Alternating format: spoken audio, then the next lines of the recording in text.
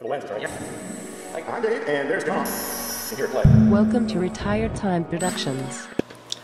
Hi, this is Dave from Retired Time Productions, and I just wanted to cover a quick subject here. It's about my TwinStar, and the specific question was from a viewer whose name is The Sky's the Limit.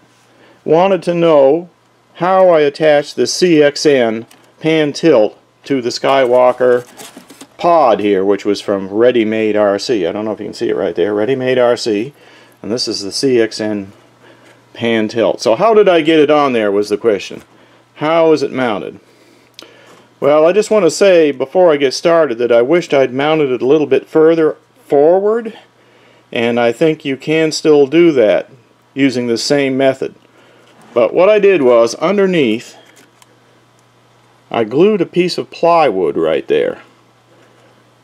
Just a thin piece of plywood. And I realize the lighting's not the best, but the plywood is just mounted on the bottom right inside right there. So I had to make it so it was the full width, and then it goes from back in here, if you can see it, from right there forward to where it ends. Just can't go any further. You could go a little further, I guess. You can see in there I could go a little further forward, which is my original point, is I could have moved the whole thing forward. So that's how you do it, and then just have a hole cut in it for the servo to pop through, and then I use a little bit of hot melt to fasten the servo.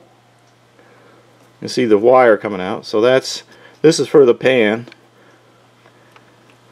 So I hope that helps. This little walk around helps.